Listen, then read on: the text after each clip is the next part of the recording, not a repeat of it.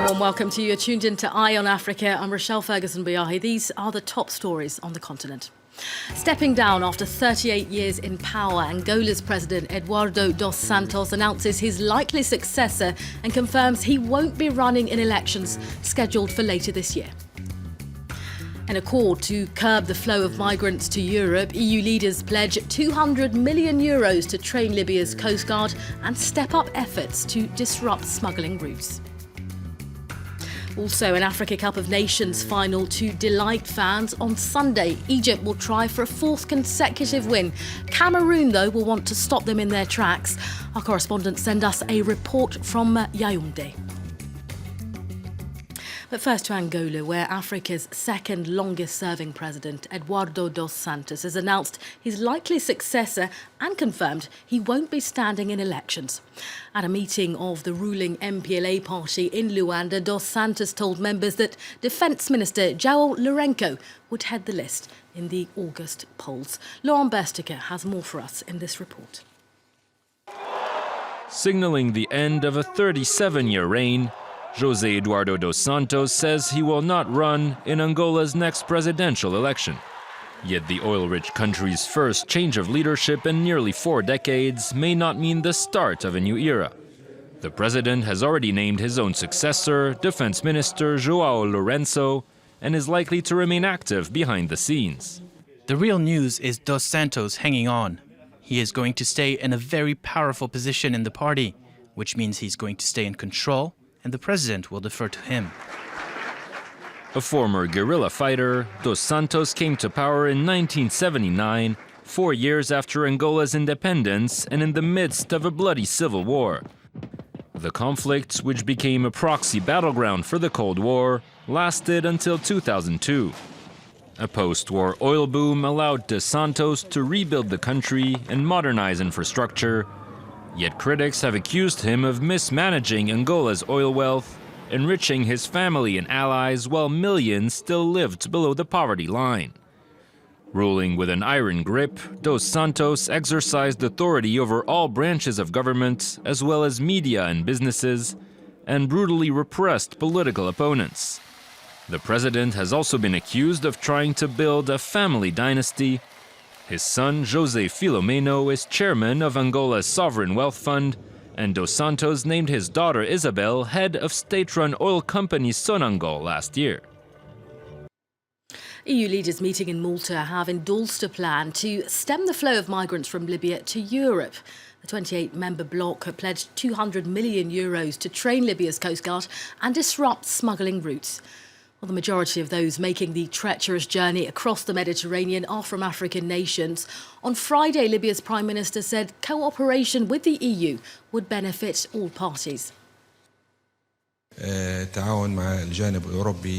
We have underlined the necessity of the cooperation between Libya and the EU to better control the southern borders of Libya and this flow of migrants. We also talked about the necessity to reinforce the security to put an end to human trafficking. Well, staying with the migrant crisis, in January, 4,500 people were rescued in the Mediterranean Sea, while 200 others drowned trying to reach Europe. Well, this next report looks at a humanitarian ship which is tasked with picking up refugees and asylum seekers who are stranded at sea. Solange Mojan explains. 2 pregnant women on board. A commercial ship first saw the boat, a tiny black speck on the horizon. As soon as the radio call came in, the team on the humanitarian ship Aquarius dispatched their Zodiacs. For 125 migrants are aboard this sinking vessel. They've been at sea for more than 12 hours. We're going to all bring you, all of you, to our ship there. Many on board do not know how to swim, making the distribution of life vests the first priority. When we pull up with the rafts, they're all going to want to get on at once, so we have to be careful about how we approach to prevent a stampede. The women are evacuated first. Many shed tears of relief, for at least 4,500 people drowned last year making the same voyage. Now empty, it's hard to imagine how this unseaworthy dinghy could have made the journey from Libya to Italy. Smugglers told the migrants the trip would take just 5 hours, when in truth it takes days. One by one, the migrants are brought on board the Aquarius. Do you speak French? It's over, it's over. The women are separated from the men. Since leaving home, some have been sexually abused and raped. 4 are pregnant. Precious is from Nigeria. She's just 23. I've been traveling for a long time. Almost 10 months. I've been in Libya, suffering. I don't know how. I just have to thank God. I never thought I'd reach Europe. The ship's doctors are worried about the health of a young woman on board. She's 8 months pregnant and too weak to give birth on the ship. The Italian Coast Guard is called in to take her to Lampedusa. After 3 days at sea, the dream of reaching Europe has come true for these migrants. But so many challenges remain, like seeking asylum, living as an illegal migrant, or being deported. Next to Nigeria is a Adamawa state where the fight against one of the world's deadliest insurgent groups has become a community affair. Women known as huntresses have joined men in protecting their town after it was overrun by Boko Haram militants. France 24's Rosie Collier sent us this report.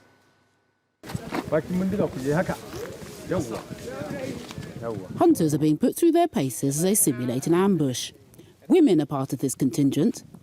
There is equality in the face of adversity. Sexism is not an option in this community's fight against the world's deadliest insurgent group. The reason I decided to join my fellow hunters on missions is because our leader showed a lot of courage and love for this country by fighting Boko Haram from the start. Folklore has it that hunters use magic and charms. Before going into battle, they are doused in a secret formula. They believe it protects them from bullets. While male warriors possess additional physical strength, huntresses have other advantages. Word has spread among our enemy that there are female hunters. And you know, he who underestimates a woman can be taken by surprise. And that is a woman's main strength. Hunters are heroines and heroes here. They stayed and protected the town from being overrun by Boko Haram after government soldiers ran. But despite their gallantry, most people in this region have lost a relative to the insurgency.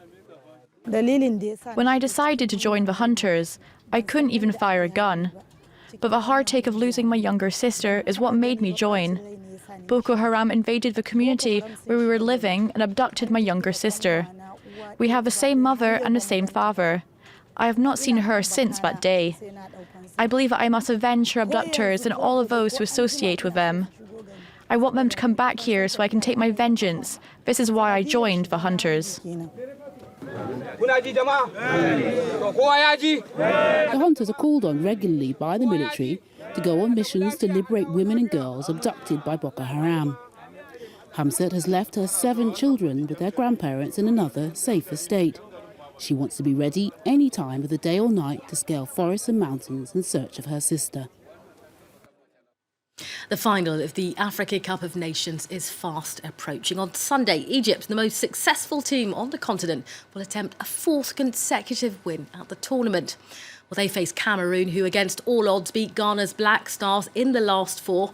In Yaoundé, the fans stand firmly behind the indomitable Lions. Marcel Amoko and Zigoto Chaya report. Indomitable Lions replica football shirts are selling like hotcakes, despite their 10,000 CFA franc price tag, around €14, or double the price they were before the start of the Africa Cup of Nations. A price hike to coincide with Cameroon qualifying for the final. Salesmen like Alex are seeing customers who snubbed their national team come back, and he's making the most of it. There are Cameroonians who came this morning to buy shirts because they were waiting for the Lions to win. They didn't think the Lions could get that far. An unforeseen win against Ghana and the unexpected was suddenly reality. The tense game was followed by millions of Cameroonians holding their breath in front of television screens in bars and cafes across the capital. The suspense ended with a qualifying goal and released an explosion of joy.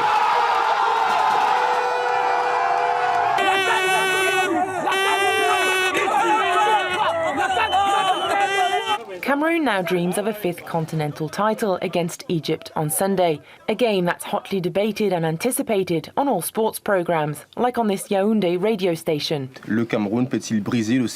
On air, the predictions are optimistic. A win for the Lions. It's 50-50 at the moment, but I think that in terms of the two teams' value during this African Cup, Cameroon will dominate. Cameroon versus Egypt, a repeat of the 1986 and 2008 finals, with more than just a little revenge in the air for the Lions, who are gunning for a new title as the Kings of Africa. That report coming from our team on the ground in Cameroon. You are up to date. Coming up next, more international headlines. Do stay tuned.